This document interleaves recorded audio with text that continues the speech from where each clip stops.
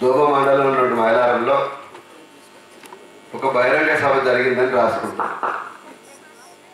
కానీ వాళ్ళు జరిగింది మీ ముఖంలో ఉన్న ఆనందం చూస్తే, ఒక సంతృప్తి చూస్తే, ఒక బహిరంగ సభ జరిగిందనే దానికంటే ఒక జ్ఞానబోధ జరిగింది. మనని మనం తరచి చూసుకునేటువంటి అవకాశం వచ్చింది. ఒక్క వేదిక మీద ఈ దేశానికి స్వాతంత్రం వచ్చిన తర్వాత తెలుగు నేల మీద జరిగిన అనేక ఉద్యమాల్లో తానే ముందుండి పోరాడి అనేక ఉద్యమాల్లో పాటలు పాడి జ్ఞానాన్ని నేర్పి చైతన్యం నేర్పి పోరాటం నేర్పినటువంటి గద్దరన్న తెలంగాణ రాష్ట్ర ఉద్యమంలో 1997లోనే తెలంగాణ మహాసభ మా రోజు వీరన్న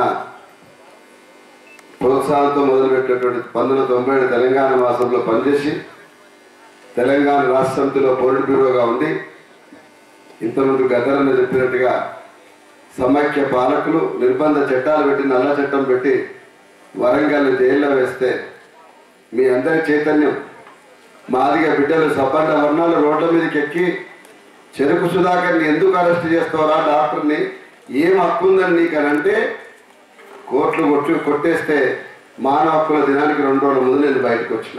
అది మీ ఆశీర్వాదంతో వచ్చింది. తెలంగాణ రాష్ట్రం వచ్చింది ఎట్లొచ్చిందో కూడా బహుశా మైలవరంలో నాకు తెలిసినంత వరకు ఎందుకు మాట అనేది ఉందనంటే ఒక జ్ఞానం నేర్చుకోవడానికి అవకాశం ఇచ్చే పద్ధతి మీరు మాట్లాడింది.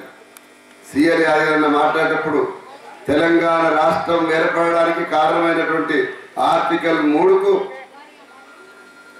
బాటలు వేసినటువంటి బిఆర్ అంబేద్కర్ అమరయ్య అన్నారు.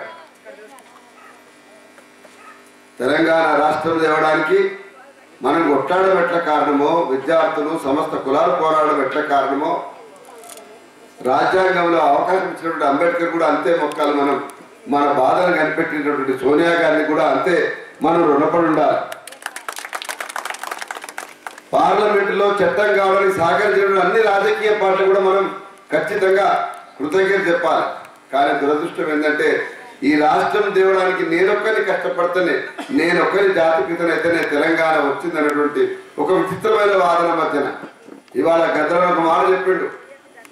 0.4% లేనటువంటి వాళ్ళు మొత్తం తెలంగాణ సమాజాన్ని శాసిస్తున్నారు. ఇవాళ హైదరాబాద్ నుంచి మైలారం దాకా వస్తే రోడ్డుకి ఇరువైపులున్న పనులన్నీ కాంట్రాక్ట్ పనులని ఒకే వర్గం చేస్తారు. పైపులు వాళ్ళే తయారు చేస్తారు, ప్రొక్లేన్లు వాళ్ళే పెడతారు.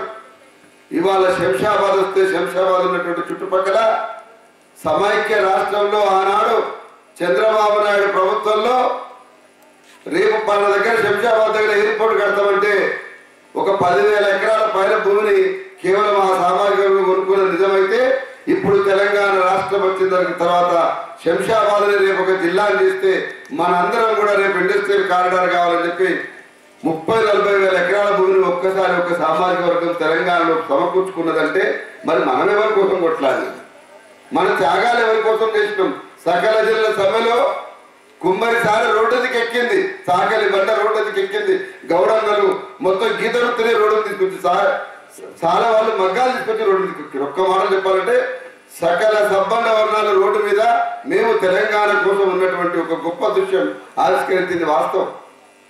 ఈ పరిస్థితుల్లో పట్ల ఇవాళ మైలారంలో జరిగినటువంటి ఒక సభ ఏదైతుందో తెలంగాణ ఉద్యమ వేదిక రామన్న మాదిగా నా దగ్గరికి వచ్చి అన్న మారుమూల గ్రామమైన మా దగ్గర గొప్ప ప్రేమతో ఆప్యాయతతో ఆదరిస్తాం, నేను తప్పకుండా రావాలన్నారు. గద్దరన్న నేను చెప్పగానే విజ్ఞప్తి చేయగానే తప్పకుండా పోదాం తమ్మని ఇంత దూరం వచ్చింది.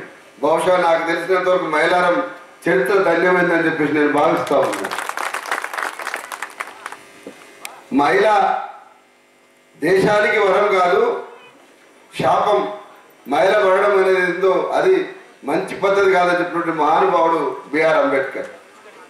ఆ బిఆర్ అంబేద్కర్ యొక్క స్ఫూర్తిని కొనసాగించడం అంటే, విగ్రహాన్ని పెట్టుకోవడం అంటే, ఇట్లాంటి గ్రామంలో అనేక విషయాలు మాట్లాడడం అంటే నాకు తెలిసినంత వరకు సామాజిక న్యాయంతో సంబంధం లేకుండా ఇంతవరకు ఇక్కడ శాసనసభ్యులు మా రామ్మోహన్ రెడ్డి ఒక మాట ఉన్నారు, బయట మందిలో తిరిగేటప్పుడు చాలానే మాట్లాడతాం కానీ వ్యక్తిగత జీవితంలో కింది కులాల వాళ్ళ ఎడల మిగతా మనుషుల్ని ఆప్యాయంగా తరచి చూసేటువంటి ఎడల ప్రేమ ఎంత ఉండదని చూస్తే చాలా మంది లీడర్లు అట్లా కొరవడి ఉంటుందని ఒక మాట అన్నారు.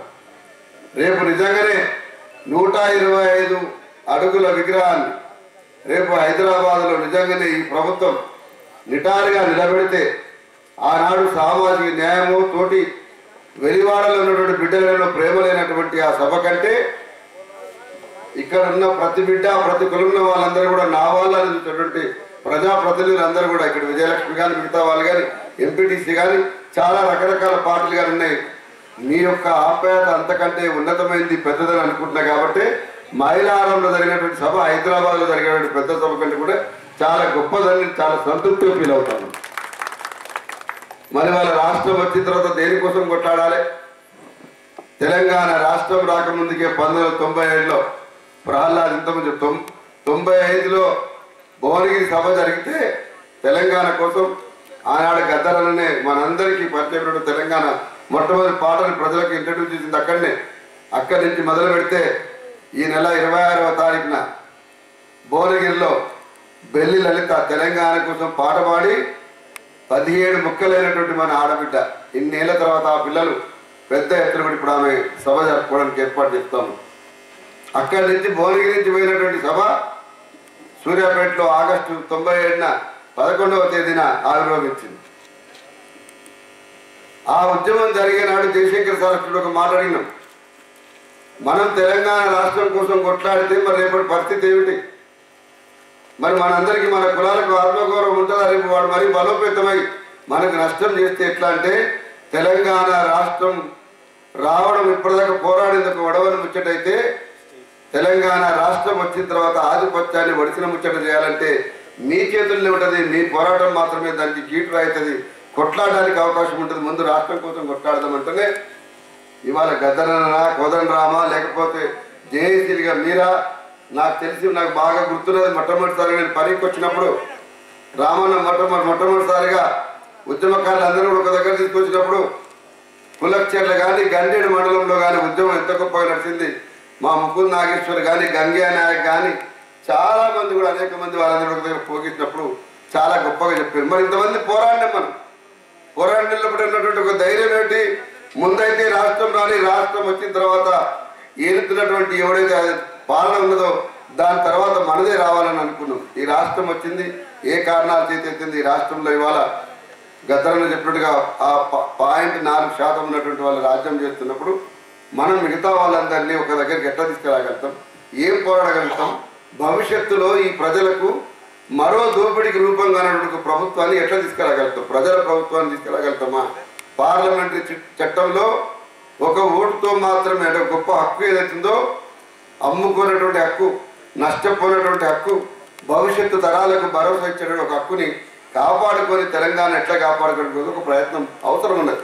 దానికోసమే 3 ఏళ్ళుగా తెలంగాణ ఉద్యమ వేదిక పనిచేస్తూ ఉన్నది.